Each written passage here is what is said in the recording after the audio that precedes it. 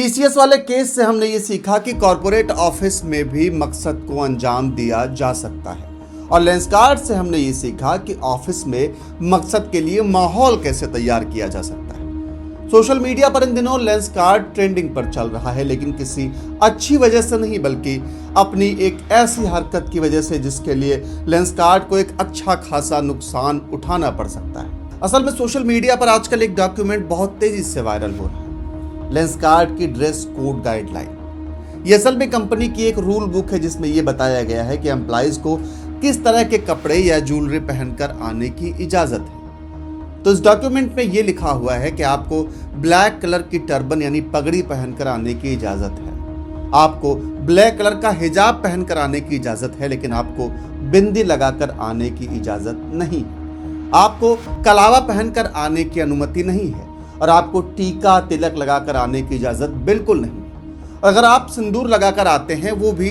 बहुत हल्का सा ही होना चाहिए। यानी बाकी के सभी धर्मों के प्रतीकों और पहनावे की परमिशन है, लेकिन हिंदू धर्म के तिलक या कलावे तक की परमिशन नहीं है। अब ये कंपनी ना तो किसी मुस्लिम की है, ना ही किसी इस्लामिक कंट्री में है, और ना ही ये कोई हलाल या इस्लामिक प्रोडक्ट बनाती है। लेकिन इनकी गाइडलाइंस के अनुसार यहाँ हिंदू प्रतीकों और पहनावों के साथ आना अलाउड नहीं है। अब पता नहीं कैसे पर यह डॉक्यूमेंट सोशल मीडिया पर लीक हो गया और बुरी तरह से वायरल भी हो गया। और जब लोगों ने लेंसकार्ट का डबल स्टैंडर्ड देखा तो लेंसकार्ट वाले पीयूष बंसल को कॉल आउट करना शुरू किया। दुनिया भर के वीडियोस बनने लगी, ट्वीट्स होने लगे। तो जब ये बवाल बहुत ज्यादा बढ़ता हुआ दिखा तो पीयूष बाबू ने अपनी सफाई देते हुए ट्वीट किया, और उस ट्वीट में ये लिखा कि ये जो पॉलिसी डॉक्यूमेंट वायरल हो रहा है ये असल में आउटडेटेड है, और वर्तमान समय में ऐसी कोई भी पॉलिसी कंपनी में नहीं चल रही। और साथ ही इस भ्रम के लिए उन्होंने लोगों से माफी भी मांगी। लेकिन इस ट्वीट के नीचे लग गया एक कम्युनिटी नोट जिसने पीयूष बंसल के इस माफीनामे को भी एक्सपोज कर दिया। उसमें लिखा था कि ये स्टाइल गाइड 2 फरवरी 2026 का है, जिसमें टीका तिलक बिंदी कलावा अलाउड नहीं है, लेकिन हिजाब और पगड़ी अलाउड है। और अभी तक कोई भी नया ऑफिशियल डॉक्यूमेंट पब्लिकली जारी नहीं हुआ है। यानी इसका मतलब ये है कि कम्युनिटी नोट के मुताबिक ये गाइडलाइंस अभी भी लेंसकार्ट में लागू है, लेकिन पीयूष बंसल इससे आउटडेटेड बताकर अपना पल्ला झाड़ने में लगे हुए हैं।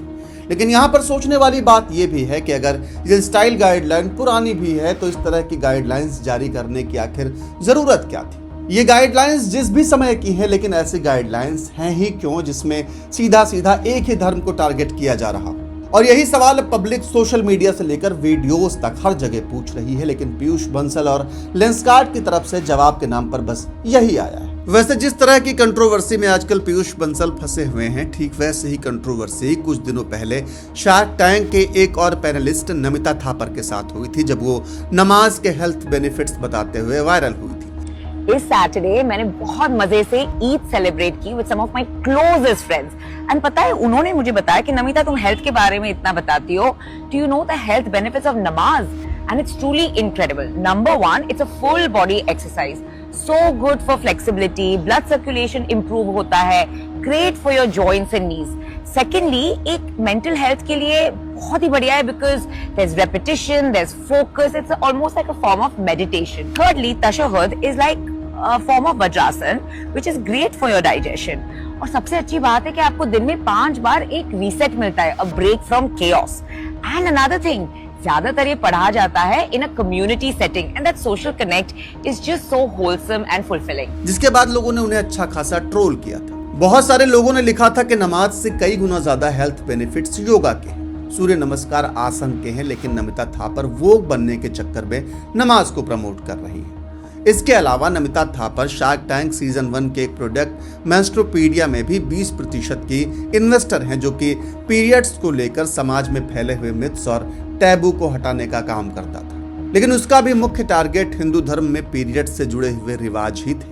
तो कुल मिलाकर नमिता और पीयूष की हरकतों को देखते हुए हमें ये समझ में आता है कि फेमस होते ही कुछ लोगों को वोग बनने की चुल्ल हो जाती है, जो कि उन्हें इस तरह की हरकतें करने पर मजबूर करती है।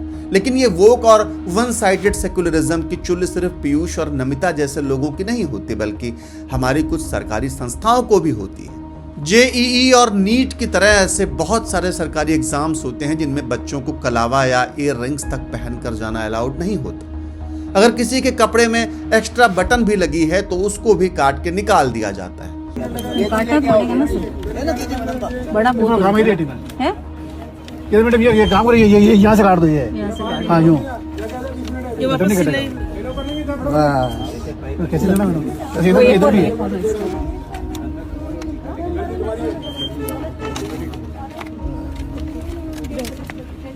इधर खींच ना थोड़ा सा मैडम, थोड़ा साइड में ले लो।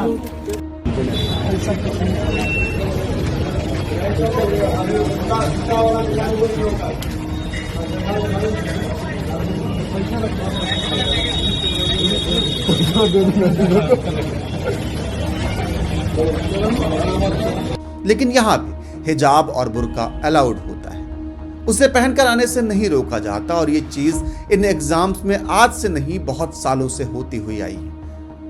कभी कभी ये समझ में नहीं आता कि ऐसी कौन सी नैनो टेक्नोलॉजी होती है स्टूडेंट्स के पास जो वो कलावे में और बटन में छुपा कर ला सकते हैं और एग्जाम में चीटिंग कर सकते हैं। और अगर कलावे से आपको चीटिंग का डर होता है तो आखिर हिजाब से क्यों नहीं होता? हिजाब तो कलावे से काफी बड़ा होता है, वो नैनो टेक्नोलॉजी तो और अच्छे से छुपाई जा सकती है, लेकिन कलावे से चीटिंग हो सकती है साहब, हिजाब से नहीं।